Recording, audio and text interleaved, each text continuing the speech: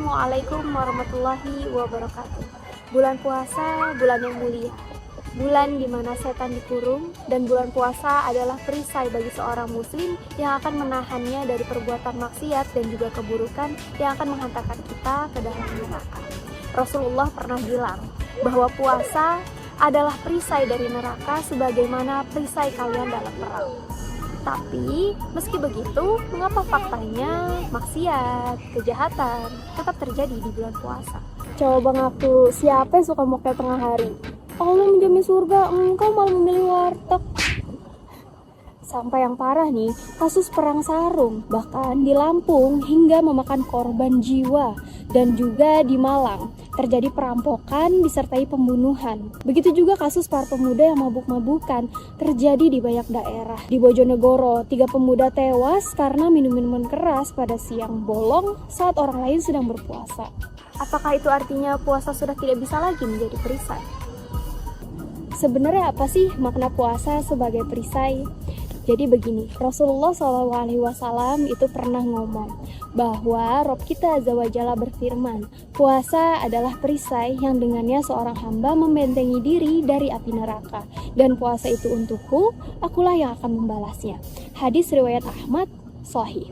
Rasulullah juga pernah bilang bahwa puasa adalah perisai yang dapat melindungi seorang hamba dari siksa neraka. Hadis riwayat Ahmad, sahih. Maksud dari sabda Rasulullah bahwa puasa itu mampu menjadi perisai karena ketakwaan yang terbentuk ketika kita sedang berpuasa. Nah, ketakwaan itu tadilah yang akan melindungi kita dari perbuatan maksiat. Dan kita tahu bahwa kemaksiatan itu akan mengundang murkanya Allah, dan murkanya Allah itu akan mengundang azab api neraka. Nauzubillah min dzalik. Selama berpuasa, kita mengerjakan apa yang Allah perintahkan dan juga meninggalkan apa yang Allah larang. Kalau misalnya di luar bulan puasa, kita diperbolehkan, dihalalkan untuk makan, minum, berhubungan intim, untuk yang udah nikah ya. Dan juga kita melakukan itu semua. Namun di bulan puasa, khususnya di bulan Ramadan ini, Allah meminta kita untuk meninggalkan itu. Dan kita melakukan itu tentunya semata-mata karena ketaatan kita kepada Allah dan dalam rangka untuk mendekatkan diri kita kepada Allah. Itulah bagian dari takwa. Begitu pula orang yang berpuasa melatih dirinya untuk semakin mendekatkan diri kepada Allah Subhanahu wa taala. Ia mengekang hawa nafsunya, padahal ia bisa saja menikmati berbagai macam kenikmatan, tapi ia memilih untuk meninggalkannya semata-mata karena ketaatan kepada Allah Subhanahu wa taala. Karena ia tahu bahwa Allah itu selalu mengawasinya. Apabila hal-hal yang mubah saja mudah bagi kita untuk meninggalkan, maka mudah bagi kita untuk meninggalkan yang haram. Itulah mengapa puasa disebut sebagai perisai. Namun, maraknya kemaksiatan di bulan puasa seolah-olah menunjukkan kepada kita bahwa perisai puasa saja ternyata tidak cukup untuk menahan diri kita dari melakukan kemaksiatan. Lantas, apakah kita perlu perisai tambahan? Puasa adalah perisai bagi individu-individu kaum muslimin dalam menjalankan ketaatan kepada Allah. Namun, ini semua tergantung pada kekuatan iman masing-masing individunya. Nah, permasalahannya hari ini iman kita itu habis digempur secara masif oleh paham sekuler liberal kapitalis. Dengan kondisi ini, maka iman sekukuh apapun pada akhirnya akan goyah juga apabila tidak didukung dengan keberadaan perisai lain yang melindunginya. Inilah sebenarnya yang menjadi inti persoalan umat Islam. Mengandalkan satu perisai saja, yakni puasa, untuk membentengi diri tidaklah cukup. Kita butuh perisai kedua, yaitu adanya pemimpin yang menerapkan sistem Islam secara keseluruhan. Pemimpin yang oleh Rasulullah SAW disifati sebagai junnah. Rasulullah SAW bersabda, sesungguhnya al-imam atau khalifah itu laksana perisai yang orang-orang akan berperang di belakangnya, mendukung dan berlindung dari musuh dengan kekuasaannya. Jika seorang imam atau khalifah memerintahkan supaya takwa kepada Allah Azza wa Jalla dan berlaku adil, maka ia atau khalifah mendapatkan pahala karenanya. Dan jika ia memerintahkan selain itu, maka ia akan mendapatkan siksa. Hadis riwayat Al-Bukhari, Muslim, An-Nasa'i, Abu Daud, Ahmad. Kata imam dalam hadis ini bermakna al-khalifah. Makna ungkapan kalimat al-imam junnah adalah perumpamaan sebagai bentuk pujian pujian terhadap imam yang memiliki tugas mulia untuk melindungi orang-orang yang ada di bawah kekuasaannya, sebagaimana dijelaskan Imam Nawawi dalam Syarah Sahih Muslim.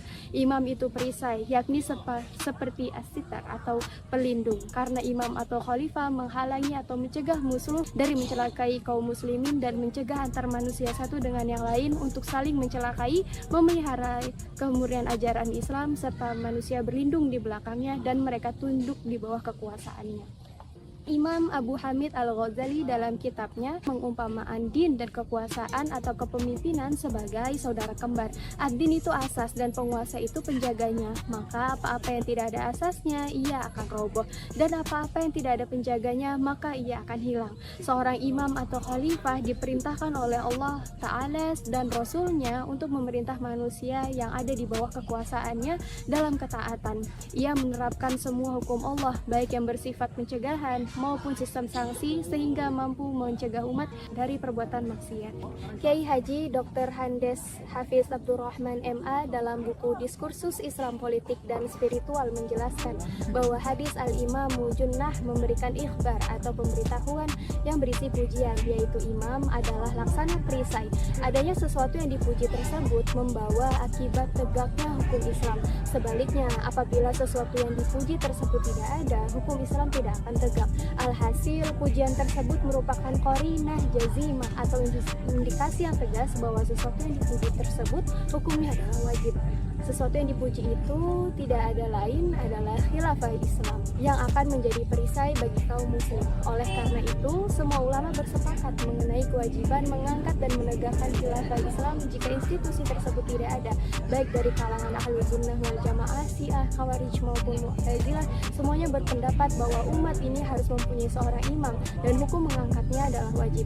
Imam Ahmad melalui riwayat dari Muhammad bin Auf bin Sufyan al-Hamasi mengatakan, fitnah akan terjadi manakala tidak ada imam yang melaksanakan urusan orang banyak.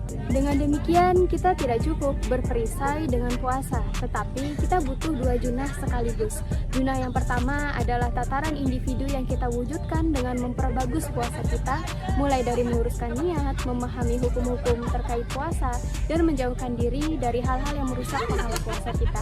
Junah kedua adalah adanya imam yang kita wujudkan dengan mengikuti metode yang Rasulullah SAW pernah tempuh, yakni dengan melakukan dakwah secara berjamaah, membangun akidah umat agar mereka mau terikat hukum-hukum syara, dan mewujudkan opini umum tentang menerapkan Islam kafah. Junah kedua tidak kalah penting dengan junah pertama, sehingga tidak selayaknya kita hanya mengejar junah pertama dan mengabaikan junah kedua.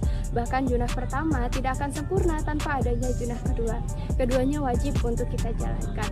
Betul bahwa junah pertama adalah fardu ain dan junah kedua adalah fardu kifayah. Namun ingat, selama kewajiban tersebut belum tertunaikan, maka hukumnya tetap fardu atas semua kaum muslim, individu per individu.